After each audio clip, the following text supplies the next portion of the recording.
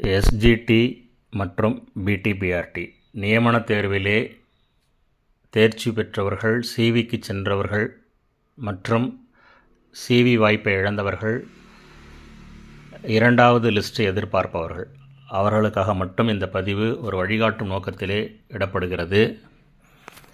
அவர்கள் மட்டும் இந்த பதிவை கேட்பவும் மற்றவர்கள் கடந்து செல்லலாம். மற்றவர்களுக்கு இது பயனுள்ளதாக இருக்குமா என்று தெரியாது. இப்போ எஸ்ஜிடியுடைய நியமனம் பார்த்திங்கன்னா 12, 13, 14, 15 இந்த தேதிகளில் உங்களுக்கு நடந்தது. அதுக்கப்புறம் ஒரு நாள் உங்களுக்கு எக்ஸ்ட்ரா நடந்துச்சு. மொத்தம் 5 நாட்கள் நடந்தது. அந்த கடைசி நாள் 16ஆம் தேதி நடந்தது. ஒரு 25 பேருக்கு நடந்தது. சிவி நடைபெற்றது. இதற்கு அடுத்த படிநிலை பார்த்திங்கன்னா ஃபைனல் லிஸ்ட்டு தான். ஸோ அது இன்னும் அதிகபட்சமாக ஒரு 10 டேஸ்க்குள்ளே அந்த இது வர்றதுக்கான வாய்ப்பு இருக்குது. அது ஃபைனல் செலெக்ஷன் லிஸ்ட்டு, அதாவது ப்ரொவிஷ்னல் ஃபைனல் செலெக்ஷன் லிஸ்ட்டு. உங்களுக்கு தெரியும், ஏன்னா அது எப்பயுமே அவங்க தற்காலிகம் தேர்வு பட்டியல் தான் வெளியிடுவாங்க. ஏன்னா எந்த நேரம் வேணாலும் யாரேனும் ஒரு நபரை நீக்க வேண்டி வருங்கிறதுனால, அது கோர்ட் கேஸ் போகுங்கிறதுனால அவங்களுக்கு அந்த வார்த்தையை ப்ரொவிஷ்னல் செலெக்ஷன் லிஸ்ட் அப்படிங்கிற வார்த்தையை யூஸ் பண்ணுவாங்க.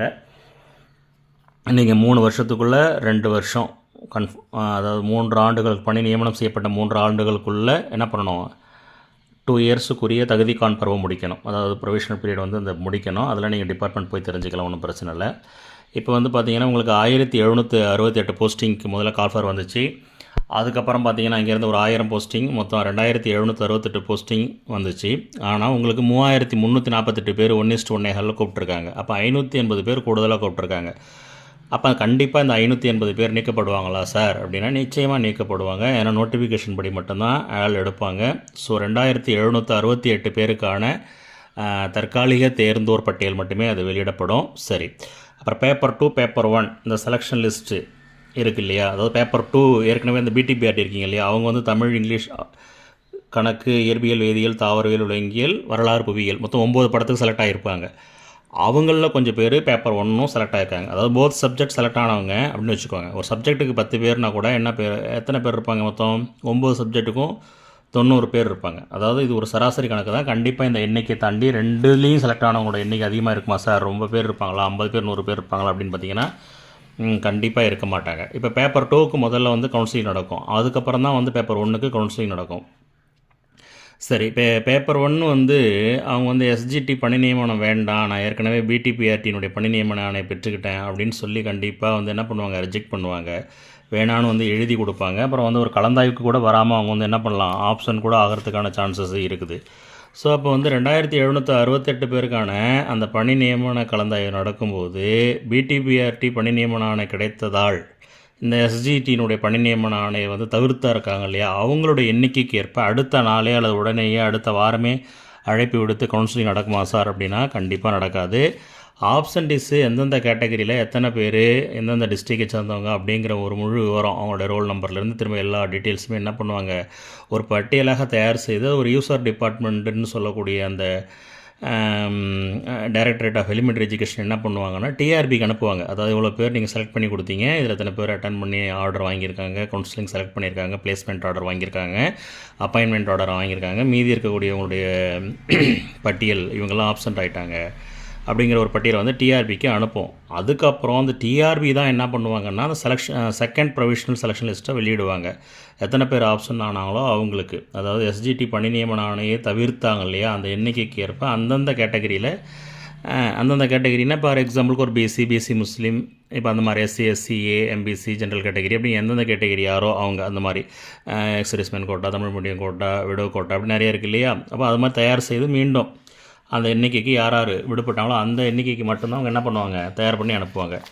இப்போது ஒருவர் எஸ்ஜிடி பணி நியமன கலந்தாய்வில் கலந்து கொள்ளவில்லை அப்படின்னு வச்சுக்கோங்க, உடனே அடுத்த நாள் கால் பண்ண மாட்டாங்க. சரி, கூடுதல் வேக்கன்சி வந்து டைரக்டரேட் ஆஃப் எலிமெண்ட்ரி எஜுகேஷன், அதாவது தொடக்க கல்வித்துறையில் நிறைய வேக்கன்சி இருக்குது சார் அப்படின்னு நீங்கள் நம்பினாலும் கண்டறிந்தாலும் கூட அடுத்தடுத்த லிஸ்ட்டு உடனே வெளியாகாது.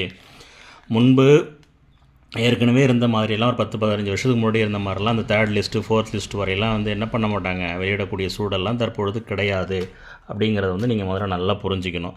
அந்த நடைமுறையெல்லாம் மாறி போச்சு. அதாவது மெயின் நோட்டிஃபிகேஷன் அண்ட் அடெண்டம் நோட்டிஃபிகேஷனில் எவ்வளோ காலி பணியிடங்களை அறிவித்தாங்களோ அந்த அறிவிக்கப்பட்ட காலி பணியிடங்களை மட்டுமே நிரப்ப தற்பொழுது உள்ள விதிகளில் வந்து எப்போதுமே வந்து இடம் இருக்குது. எக்ஸ்ட்ராலாம் நிரப்ப முடியாது அதுக்கு. ஏன்னா நிதித்துறையினுடைய ஒப்புதலை வாங்கணும். அதுக்கு ஏகப்பட்ட ப்ராசஸ் இருக்குது. போஸ்டிங் போடுறாங்கன்னா அதுக்கு முன்னாடி எப்படி யார்கிட்ட பர்மிஷன் வாங்கணும் கவர்மெண்ட்டுன்னு ரூல் இருக்குது. இப்போ நான் வந்து அதிகம் பேசினா என்ன பண்ணுவாங்க, இந்த வேலை கிடைக்காதம இப்போ செலக்ட் ஆகாமல் இருக்கக்கூடிய சில பேருக்கு அதில் வந்து வருத்தம் ஏற்படும். ஆனால் நீங்கள் தயவுசெய்து அது மாதிரி ஒரு வருத்தமாக நினைக்காதீங்க. உங்களுக்கான கிளியர் எக்ஸ்ப்ளனேஷன் அதை வந்து நீங்கள் வச்சுக்கோங்க. உங்களுக்கான சில கசப்பான உண்மையாக இருந்தாலும் அதை நீங்கள் அறிந்து கொண்டு உங்கள் வாழ்க்கையை நீங்கள் வந்து என்ன பண்ணணும், வழிநடத்தி கொள்ள வேண்டும் அப்படிங்கிற ஒரு நல்ல நோக்கத்தில் தான் அந்த பதிவு வந்து உங்களுக்கு சொல்கிறேன். சரி, இப்போ இந்த ஆண்டு வெளியிடப்பட்ட இந்த டிஆர்பியினுடைய அந்த ஆனுவல் பிளானரில் பார்த்திங்கன்னா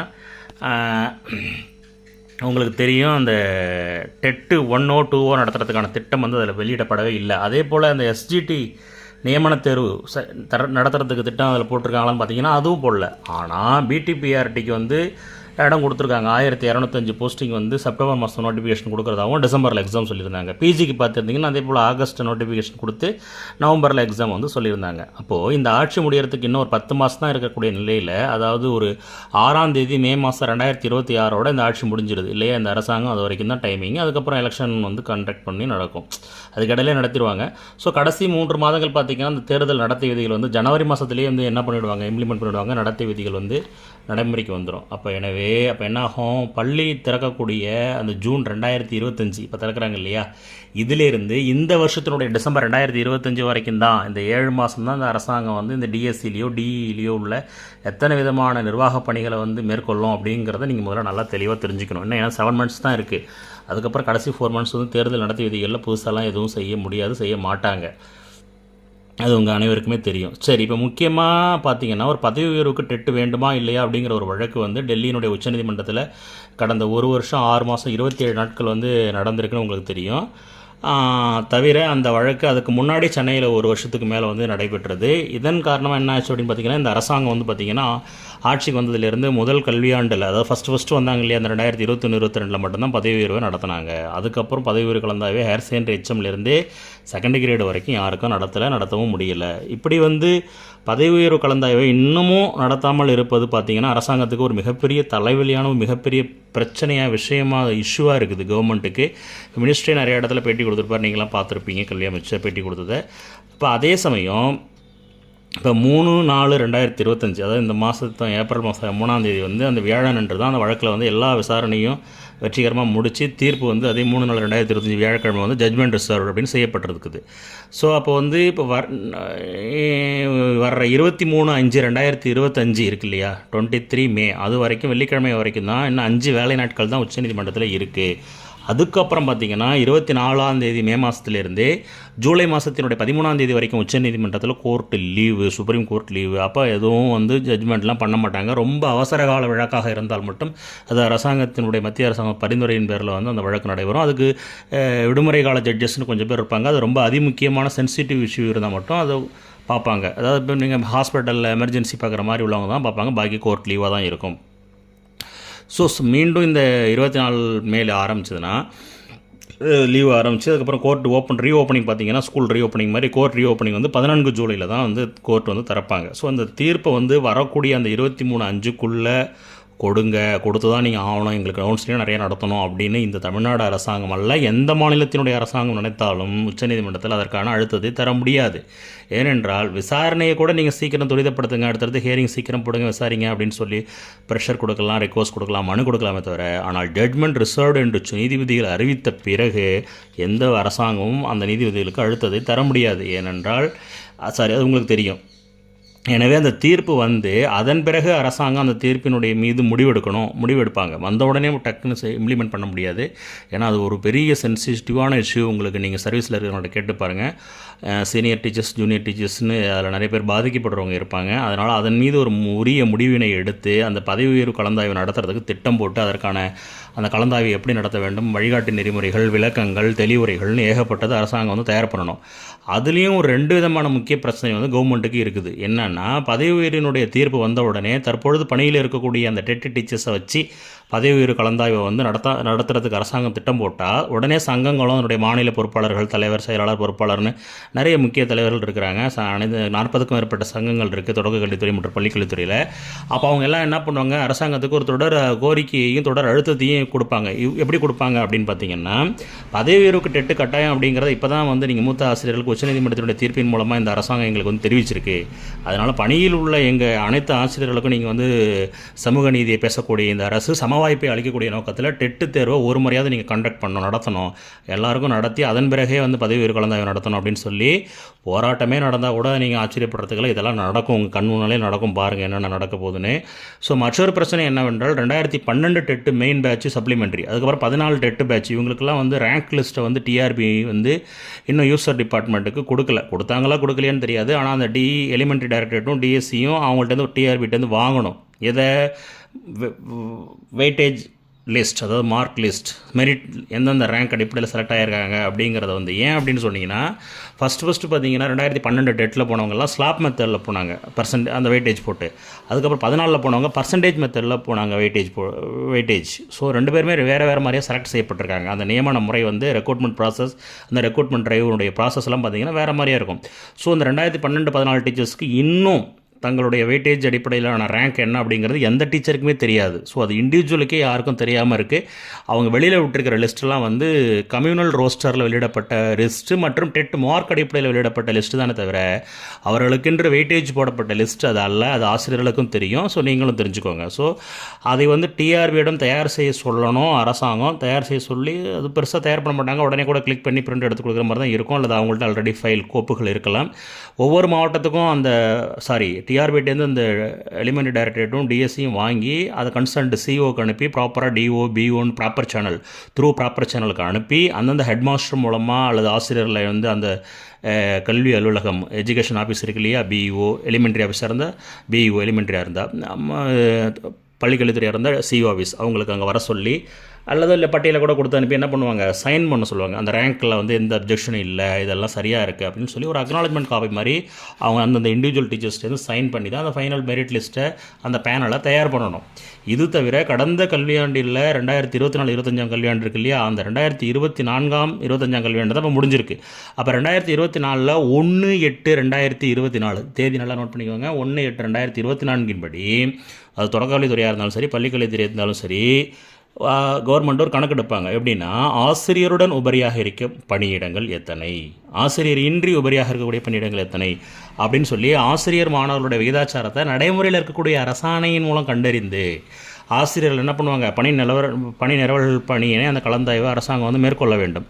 அத்தோடு மட்டும் இல்லாமல் இந்த 2025 நல்லா கவனிங்க, இந்த திஸ் இயர் இருக்கு இல்லையா, இந்த வருஷத்தில் வந்து பார்த்திங்கன்னா மார்ச், ஏப்ரல், மே இந்த மாதத்தில் பல தலைமை ஆசிரியர்கள் மற்றும் பல ஆசிரியர்கள் ஓய்வு பெற்றிருக்காங்க. ஸ்கூல் எஜுகேஷன்லேயும் சரி, எலிமெண்ட்ரி எஜுகேஷன்லையும் சரி, அவங்க ஹையர் செகண்டரி ஹெட் மாஸ்டர்லேருந்து எஸ்ஜிடி வரைக்கும் ஏகப்பட்ட பேர் வந்து ரிட்டைர்மெண்ட் ஆகிருக்கிறாங்க. அது உங்களுக்கே தெரியும், உங்கள் அக்கம் பக்கத்தில் இருக்கிறவங்களே கூட ரிட்டைர்மெண்ட் ஆகிருக்கலாம். சரி, எனவே அப்போ அரசாங்கம் என்ன பண்ணும், ஆசிரியருடன் உபரி அப்படின்னு ஒரு பணியிடத்தை கண்டுபிடிச்சா அந்த இடத்த இயக்குனருக்கு சரண் செய்ய வேண்டும், அதை ஒப்படைக்கணும். அதுக்கு ஒரு அளவை பதிவேடு இருக்குது, அது மூலம் ஒப்படைக்கணும். அதுக்கப்புறம் பணி ஓய்வு பெற்றவர்களை கணக்கெடுக்கணும். எந்தெந்த பள்ளிக்கூடத்தில் எந்தெந்த கேட்டகரி, எந்தெந்த டீச்சர்ஸ், எந்தெந்த டிஸ்ட்ரிக்ட்னு பெரிய லிஸ்ட்டு வந்து தயார் பண்ணி அது ஃபைனலாக சிஓ சைன் பண்ணி கவுண்டர் சைன் பண்ணி அனுப்புவாங்க. அது ஒரு நிர்வாகம் இருக்குது. ஸோ அது ஒன்று இருக்குது. அதுக்கப்புறம் பார்த்திங்கன்னா பணி நிரவல் கலந்தாய்வு நடத்தணும். அதுக்கு பிறகு எவ்வளோ வேகன்சி இருக்குது, சர்ப்ளஸ் டீச்சர்ஸ் கவுன்சிலிங் நடத்தினதுக்கப்புறம் எவ்வளோ வேகன்சி இருக்குதுன்னு பார்க்கணும். அதுக்கப்புறமா தான் பதவி உயர்வை அளிக்கணும். அப்படி பதவி உயர்வு அளிக்கிறதுனால பிஜி, பிடி, எஸ்ஜிடி எல்லாத்துலேயும் எவ்வளோ வேக்கண்ட் இருக்குன்னு கண்டுபிடிக்கணும். இப்போ பதவி உயர்வு அளிக்கிறதுனால எப்படி சார் வேக்கண்ட் ஏற்படும் அப்படின்னு பார்த்தீங்கன்னா, first higher secondary head master டிஓவாக ஆக்கலாம், தெரிஞ்சுக்கோங்க. அவளை பிஜி வந்து ஹையர் செகண்டரி ஹெட் மாஸ்டர் ஆவார். இப்போ நான் என்னென்னவோ ஆகிறாருன்னு சொல்கிறேனோ ஒரு நிலையிலேருந்து அடுத்த நிலைக்கு போயிடுறார். அப்போ அந்த நிலை காலி ஆகுது இல்லையா. அப்போ அது மாதிரி என்னென்ன சேனல் இருக்குது, அப்போ ஹையர் செகண்டரி ஹெச்எம் டிஓ ஆகலாம், அப்போ ஹையர் செகண்டரி ஹெச்எம்மில் வேக்கண்ட்டு. பிஜி வந்து ஹையர் செகண்டரி ஹெச்எம் ஆகலாம், அப்போ பிஜியில் வேக்கண்ட்டு. அப்போ high school HM higher secondary HM direct ஆகலாம், அப்போ ஹை ஸ்கூல் ஹெச்எம் வேக்கண்ட்டு. அதே போல் high school HM director DO ஆகலாம், அப்போ ஹை ஸ்கூல் ஹெச்எம்மில் வேக்கண்ட்டு. அதே போல் ஒரு பிடி டைரக்டர் பிஜி ஆகலாம், BT assistant director high school HM ஆகலாம், middle school head master PO ஆகலாம், மிடில் ஸ்கூல் பிடி வந்து மிடில் ஸ்கூல் ஹெட் மாஸ்டர் ஆகலாம். அதேபோல் பிரைமரி ஸ்கூல் ஹெச்எம் வந்து மிடில் ஸ்கூல் பிடி ஆகலாம், செகண்டரி கிரேட் வந்து செகண்டரி கிரேட் ஹெச்எம் ஆகலாம். அதற்கு பிறகு அந்த செகண்டரி கிரேட் டீச்சர் தான் இருக்கிறதுலையே அந்த டீச்சர்ஸ் ப்ரொஃபஷனில் ஃபீடர் கேட்டகரியில் டைரக்ட் அப்பாயின்மெண்ட்டில் வரக்கூடியது இல்லையா. ஸோ அதுக்கப்புறம் தான் இப்போ நீங்கள் டைரக்டர் அதாவது இந்த நியமனத்தில் எஸ்ஜிடி நியமனத்தில் எதிர்பார்த்துட்ருக்கீங்கல்ல, எவ்வளோ ப்ரமோஷன் சேஞ்ச் ஆகுதுன்னு பாருங்கள். ஸோ இது எல்லாமே 38 டிஸ்ட்ரிக்டும் கால்குலேட் பண்ணணும். இதுக்கிடையில் கல்வியாண்டினுடைய தொடக்கம் வந்து புத்தகம் விநியோகம் பண்ணுறது, முதல் பருவத்துக்கு ஆசிரியர்களுக்கு பணியிட பயிற்சி, இன்சர்வீஸ் ட்ரைனிங், என்ன புதுசாக புக்கு வரும்பொழுது புதுசாக பருவம் ஆரம்பிக்கும் பொழுது ட்ரைனிங் நடக்கும் டீச்சர்ஸுக்கு, அதில் வந்து அரசாங்கம் கவனம் செலுத்தும். இன்னும் ஏராளமான நிர்வாகப் பணிகள் வந்து கல்வித்துறையில் இருக்குது.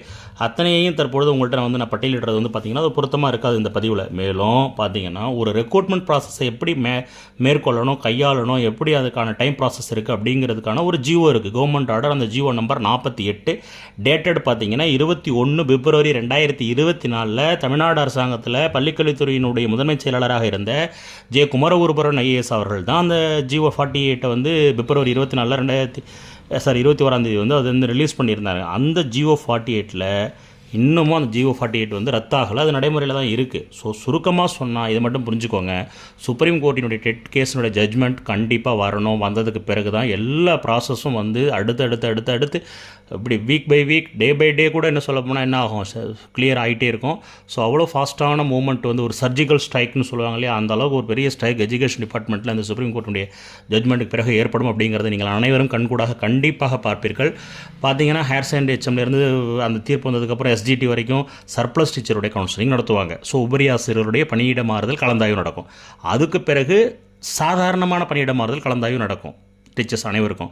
அதுக்கப்புறம் ப்ரமோஷன் கவுன்சிலிங் நடக்கும். அதுக்கப்புறம் தான் டைரக்ட் ரெக்ரூட்மெண்ட்டுடைய நியமனம் நடக்கும். அதில் ஃபஸ்ட்டு பிடிபிஆர்டி நடக்கும், அதுக்கப்புறம் தான் எஸ்ஜிடி நியமனம் நடக்கும். இதனை அரசு ஒருபோதும் மாற்றவும் முடியாது. இதுதான் அந்த நடைமுறை, இதை புரிஞ்சுக்கோங்க. முக்கியமான காரணம் ஏன் சார் அப்படின்னு பார்த்தீங்கன்னா, கடந்த 3 கல்வி ஆண்டுகளாக 36 மாதத்துக்கும் மேலே ஆச்சு இந்த எலிமெண்ட்ரி டைரக்டரேட்லி ஸ்கூல் எஜுகேஷன்லையும் பதவி உயர்வு கலந்தாவி இந்த அரசாங்கம் நடத்தி, அதாவது இந்த அரசாங்கம் வந்து ஒரு நடத்த முடியாத சூழல் வந்து இந்த வழக்கால் ஏற்பட்டதுனால நடத்தவே இல்லை. அதனால் டீச்சர்ஸ் உங்களுக்கே தெரியும், கிட்டத்தட்ட 5000 முதல் 6000 ஹெட் மாஸ்டருக்கு மேலே தமிழ்நாட்டில் வந்து ஸ்கூல் எஜுகேஷன்லேயும் எலிமெண்ட்ரி எஜுகேஷன்லேயும் காலியாக இருக்காங்க. உண்மையில் சொல்லப்போனால் தற்பொழுது நியமனம் ஆகிறதுக்காக நீங்கள் வெயிட் பண்ணிட்டுருக்கீங்க இல்லையா, இந்த 3192 பேர் ப்ளஸ் 2768 செகண்ட் கிரேட் இவங்கெல்லாம் பார்த்தீங்கன்னா உண்மையிலே உங்களை அனைவரையும் நாங்கள் பாராட்டி ஆகணும். ஏன்னா நீங்கள் அனைவருமே பணிக்கு வருவதற்கு முன்னரே இந்த கல்வித்துறை சார்ந்த அத்தனை விஷயங்களையும் தெரிந்து கொண்டிருக்கிறீர்கள். இன்னும் சொல்லப்போனால் நீதிமன்றத்திலே கல்வித்துறை சார்ந்த வழக்குகளை உச்சநீதிமன்றத்தில் லைவ் வீடியோ கான்ஃபரன்ஸில் எத்தனையோ பிடிபிஆர்டி செலக்டட் கேண்டிடேட்ஸ் பார்த்தாங்க அப்படிங்கிறது எனக்கு நல்லாவே தெரியும். இதெல்லாம் உங்களுக்கு நான் பேசும்போதே ஆமாம் சார் நான் பார்த்தேன் அப்படிங்கிறதே சில பேருக்கு தெரியும்.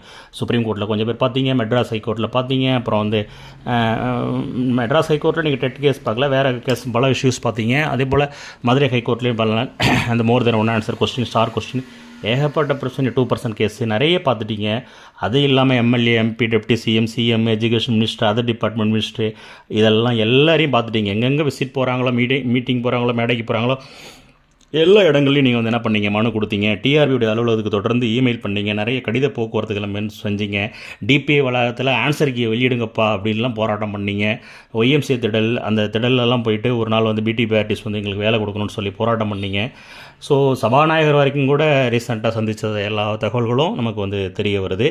ஸோ இதையெல்லாம் தாண்டி நீங்கள் வந்து ஒரு வாட்ஸ்அப் குழுக்களை வந்து தனித்தனியாக அமைச்சிருந்தீங்க. எலிமெண்ட்ரி டைரக்டருக்கு தனியாக, டிஎஸ்சிக்கு தனியாக, சிவி லிஸ்ட்டுக்கு தனியாக, செலெக்ஷன் லிஸ்ட்டுக்கு தனியாக, ஃபைனல் லிஸ்ட்டுக்கு தனியாக, இன்எலிஜிபிளுக்கு தனியாக, வித்துஹெல்டுக்கு தனியாக, கோர்ட்டு கேஸுக்கு தனியாக, ஆதிதிராவிடர் நலத்துறைக்கு தனியாக, கல்லர் சிறுமரபினருக்கு தனியாக, டிஸ்ட்ரிக்ட் மாடல் ஸ்கூல் டிஎம்எஸ்க்கு தனியாக, கார்ப்பரேஷன் ஸ்கூல் சென்னை, மதுரை, அதை தனித்தனியாக கோயம்புத்தூர் எல்லாத்துக்கும் பண்ணியிருந்தீங்க. எல்லாமே தனித்தனி. இன்னும் சொல்லப்போனால் சிவி எங்கெங்கே நடக்குதோ அந்தந்த ஸ்கூலுக்கு ஒரு குரூப்லாம் ஆரம்பித்து எல்லா ஸ்கூலையும் தனித்தனியாக கட்டமைத்து வழிநடத்தி ஒருங்கிணைத்து எல்லா கருத்துக்களையும் உங்களுக்குள்ள சந்தேகங்களை வந்து நீங்கள் எல்லோரும் பகிர்ந்து கொண்டது, உங்களுக்கு சீக்கிரம் வேலை கிடைக்கணும் நீங்கள் எல்லோரும் இறைவனை பிரார்த்தனை செய்து முதற்கொண்டு தெரிந்து கொண்டு தான் இந்த பதிவை உங்களுக்கு நான் இட்டுருக்கேன். ஸோ ஏற்கனவே நீங்கள் 2012 அந்த 2 டெட் அப்பாயின்மெண்ட்டை பார்த்தீங்கன்னா அப்பாயின்மெண்ட் டேட் தெரிஞ்சுக்கோங்க. 16/12/2012 தான் ஜெயலலிதா பீரியடில் அந்த 20,000 பேர் போஸ்டிங் போட்டாங்க அம்மையார் அவர்கள். அப்பொழுது பார்த்தீங்கன்னா அது அந்த அப்பாயின்மெண்ட் வந்து உங்களுக்கு தெரியும், இப்போ டிசம்பர் மாதம் நடைபெற்றது. அதுக்கப்புறம் 2014 டெட்டில் 13 டெட் எழுதி பாஸ் பண்ணவங்கலாம் 14 அப்பாயின்மெண்ட் பண்ணாங்க. அப்பொழுது செப்டம்பர் மாதம் அந்த அப்பாயின்மெண்ட் நடந்தது. அப்பாயின்மெண்ட் டேட் வந்து 26/9/2014. ஸோ உச்சநீதிமன்றத்தினுடைய டெட்டு தீர்ப்பு 23/5 23 மே மாதத்துக்கு முன்னாடி அதுக்குள் வந்தால் உங்களுக்கெல்லாம்னா 3192 பேருன்னு சொல்லக்கூடாது, அது சரியாக இருக்காது. 2810 பேர் தான். இதுவும் உங்களுக்கு அக்யூரேட்டாக தெரியும். ஏன்னா 3192 3192ங்கிறது நோட்டிஃபிகேஷனில் இருக்கக்கூடியது. பட் இந்த final selection list and merit லிஸ்ட்டில் 2810 பேர் தான் இருக்குது. மீதி உள்ளவங்கலாம் வந்து நான் அவைலபிள் கேண்டிடேட்டில் நீங்கள் இருக்கிறீங்க அப்படிங்கிறது இருக்குது. ஸோ 2810 பேர் தான் பிடி அதுலேயும் பிஆர்டி ஒரு ஆள் கூட கிடையாது. பிடி மட்டும்தான் 2810 ப்ளஸ் வந்து செகண்ட் கிரேட் 2768. ஆக மொத்தம் 5578 பேர். இந்த கேஸினுடைய சுப்ரீம் கோர்ட்டோட தீர்ப்பு இந்த 23 வந்துச்சுன்னா உங்களுக்கெல்லாம் July 3rd or 4th week வந்து அப்பாயின்மெண்ட் அதுக்குள்ளே இருக்க வாய்ப்பு இருக்கும். அதுக்கான இந்த இடைப்பட்ட ப்ராசஸ்லாம் முடிச்சு ஒருவேளை இந்த உச்சநீதிமன்றத்தினுடைய மீண்டும் கோர்ட்டு திறந்து 14 ஜூலையோ 15 ஜூலையோ 16 ஜூலையிலே தான் அது தீர்ப்பு வருமேயானால் நீங்களே உங்களுக்கான நியமன தேதியை என்னுடைய பதிவிலிருந்து உங்களுக்கு எப்போ கிடைக்கும் அப்படிங்கிறத நீங்கள் முடிவு பண்ணிக்கோங்க. இதுக்கு இடையில் பிடிபிஆர்டி வேக்கன்சியையோ செகண்ட் கிரேட் வேக்கன்சியையோ அதிகரிக்க போகிறேன், அதுக்கான முயற்சிகளை செய்ய போகிறோம். நீங்கள் ஆர்ப்பாட்டம் பண்ணாலும் நடக்காது, வழக்கு தொடர்ந்தாலும் நடக்காது, டிஆர்பிக்கு மனு அளித்தாலும் நடக்காது, அரசியல் தலைவர்களுக்கு மனு கொடுத்தினாலும் நடக்காது, போராட்டம் நடத்தினாலும் நடக்காது. அதற்கான பலன்கள் வந்து ரொம்ப பூஜ்ஜியமாக இருக்கும். ஏன்னா அரசாங்கத்தினுடைய நிர்வாக நடைமுறையை வந்து நீங்கள் வந்து முதல்ல புரிஞ்சுக்கணும். சரி, இப்போ நமக்கு வாய்ப்பு கம்மியாக இருக்குது அப்படின்னு நினைக்கிறீங்களா, வாய்ப்பை இழந்துட்டோன்னு நினைக்கிறீங்களா, ஜூலை 12 இப்போ குரூப் 4 நடக்குது, தயவுசெய்து படிங்க. அதை ஒரு குரூப் பிடிங்க. யாராச்சும் ஒரு குறிப்பிட்ட பேராச்சும் அதில் போய் பாஸ் பண்ணி அதில் போஸ்டிங் போங்க. ஏன்னா நீங்கள் எல்லோரும் போஸ்டிங் போகிறது தான் என்னுடைய நோக்கமும். அதுக்கப்புறம் பிஜி அண்ட் பிடிபிஆர்டியில் உங்களுக்கு வந்து ஒரு கால்ஃபர் உண்டு, கண்டிப்பாக பிஜி உண்டு, அதில் மாற்றமே இல்லை. ஏன்னா பிஜி அசிஸ்டண்ட் இல்லாமல் பள்ளிக்கூடத்தை ஹையர் செகண்டரி நடத்தவே முடியாது. ஸோ அதனால் அது பிஜி அப்பாயின்மெண்ட்டும் இருக்குது. அவங்க நோட்டிஃபிகேஷன் ஆனுவல் பிளானர் டிஆர்பிலையும் கொடுத்துருக்காங்க. அடுத்த கல்வியாண்டில் தான் 2026-27 கல்வியாண்டில் தான் இடைநிலை ஆசிரியர்கள் கூடிய பணி நியமன தேர்வு நடக்கும். அதற்கு பிறகு தான் பணி நியமனம் நடைபெறும். ஏன்னா ஆனுவல் பிளானரில் இல்லை, வருஷம் முடிய போகுது டிசம்பர். 7 மாதத்துக்குள்ளே இப்போ நான் சொன்ன எல்லா ப்ராசஸும் நடக்கும். அதுக்கப்புறம் தேர்தல் நடைமுறை வந்துடும், தேர்தல் வரும், அப்புறம் புதிய ஆட்சி, இந்த அரசா அடுத்த மாற்று அரசா அப்படிங்கிறதெல்லாம் வந்து அப்பொழுது முடிவாகி வந்துடும். ஸோ அதற்குள்ளே வந்து இன்னொரு எஸ்ஜிடியினுடைய நியமனத்தை வந்து நடத்த மாட்டாங்க. தொடக்க கல்வித்துறையை பொறுத்த வரைக்கும் வாய்ப்பு இல்லை, அதிகபட்சம் வாய்ப்பு இல்லை. ஸோ அதனால் வந்து உங்களுடைய தன்னம்பிக்கையெல்லாம் குறைத்து பேசுவது இந்த பதிவினுடைய நோக்கமே கிடையாது. அரசாங்கத்தினுடைய நிர்வாக நடைமுறையை, அதில் உள்ள சிக்கல்களை, பிரச்சனைகளை, அதனுடைய வழக்கங்களை நீங்கள் அறிந்து கொண்டு அதற்கேற்றவாறு உங்கள் வாய்ப்புகளை நீங்கள் சரியான முறையில் திட்டமிட்டு உங்களுடைய வாழ்க்கை பயணத்தை மேற்கொள்ள வேண்டும் என்கின்ற நல்ல நோக்கத்தில் இந்த பதிவை இடுகின்றேன். இன்னும் கல்வித்துறை சார்ந்த பல்வேறு தகவல்கள் உங்களுக்காக காத்து கொண்டிருக்கிறது. எப்பொழுதும் நம்மோடு இணைப்பில் இருங்கள். நன்றி, வணக்கம், வாழ்க வளமுடன்.